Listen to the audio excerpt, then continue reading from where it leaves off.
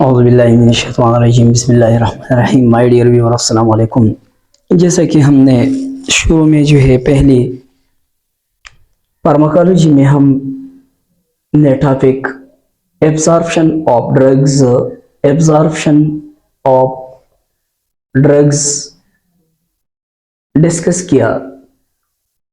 अब जो है हम ये डिस्कस करते हैं कि व्हाट इज द या what are the factors what are the factors which modify or which change the absorption of drugs or modifying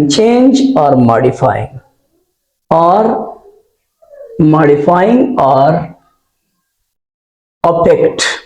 ऐसी कौन सी अवामिल है जो जब एक ड्रग्स जो है नॉर्मली वो सपोज आधे घंटे में, हाफ आवर में, आधा घंटे में या 10 मिनट में एब्जॉर्ब होते हैं, तो अगर ऐसी कौन सी फैक्टर है कि अगर वो मौजूद है तो उसकी वजह से एब्जॉर्प्शन जो है वो 10 मिनट की बजाय 5 मिनट में भी हो सकती हैं और 20 मिनट लेट भी हो सकती हैं। तो ऐसे फैक्टर्स में सबसे पहला जो फैक्टर है हमारा, उसमें एक फैक्टर है solubility of the drugs. Solubility of A drugs यानी ड्रग्स फैट सॉल्युबल और लिपिड सॉल्युबल यानी लिपिड सॉल्युबल ड्रग्स जो है इसका नेचर एब्जॉर्प्शन का क्या होगा? It is more rapidly absorbed. ये अगर एक ड्रग्स जो है वो लिपिड सॉल्युबल है तो इसकी एब्जॉर्प्शन ज्यादा होगा, और इससे ज्यादा एब्जॉर्प्शन उस ड्रग का होगा जो इक्वस सोल्यूशन फॉर्म में, इन लिक्विड सॉल्युबल वाटर या वाटर सॉल्युबल ड्रग्स, उसका एब्जॉर्प्शन जो है वो बहुत ज्यादा होगा बनिस्बत जो है उसका एब्जॉर्प्शन ज्यादा होगा बनिस्बत लिपिड सॉल्युबल ड्रग्स के। इसका एब्जॉर्प्शन लिपिड सॉल्युबल से भी ज्यादा होगा, यानी more rapid, it is more rapid absorb. इसका एब्जॉर्प्शन लिपिड के निस्बत बहुत ज्यादा तेज होगा। इसके साथ ही हमारा फार्माकोलॉजी में एक दूसरा फैक्टर भी है जिसको हम कहते हैं degree of ionisation.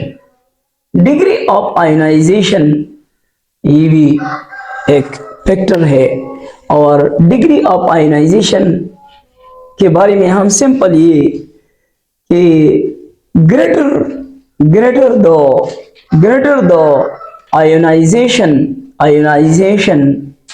ionization of a drugs, lesser will be the absorption।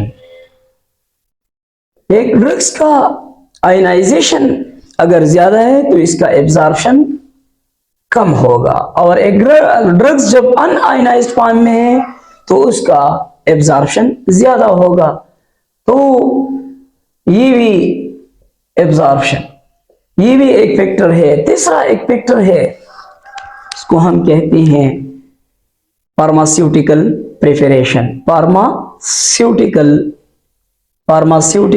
Preparation. Industry में ड्रग्स जो है मुख्तलिफ तरीकों से बनते हैं। बाज़ ड्रग्स जो है वो सिरप के फॉर्म में आते हैं, सॉल्युबल फॉर्म में आते हैं, कुछ टेबलेट की सूरत में आते हैं, और कुछ ड्रग्स जो हैं सस्पेंशन की सूरत में आती हैं, कुछ ड्रग्स इंजेक्टेबल सूरत में आते हैं। तो अब ये सिरप, ये सॉल्युबल फॉर्म में जो आए हैं, सिरप के फॉर्म में आए हैं, इसका एब्जॉर्प्शन ज्यादा तेज होगा बनिस्बत टेबलेट की सूरत में और सस्पेंशन की सूरत में।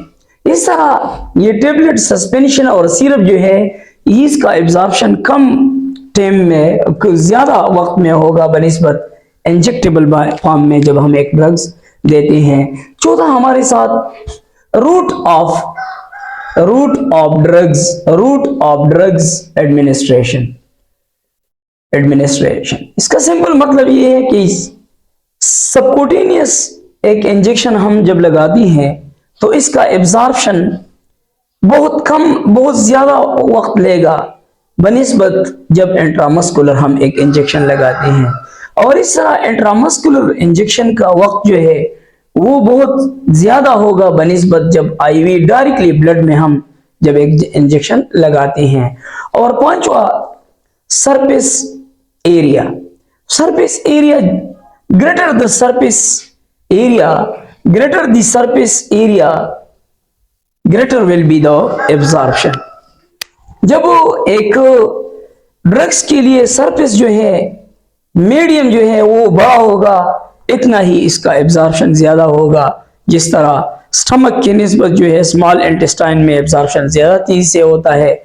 और इस तरह सिक्सवा एक फैक्टर है जिसको हम कहते हैं local blood supply.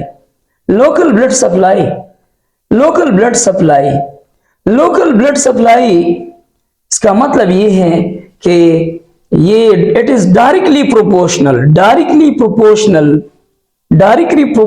To absorption.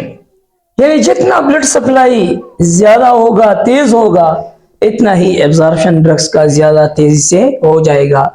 और जितना ही ब्लड सप्लाई कम हो तो उसका एब्जॉर्प्शन ड्रग्स का ये कम होगा। इसका मतलब ये है कि एनीमिया जब जिन पेशेंट्स जो है वो एनीमिक हो उसमें एब्जॉर्प्शन ऑफ ड्रग्स जो है ये स्लो होगा क्योंकि उसमें ब्लड सप्लाई जो है वो डिक्रीज है।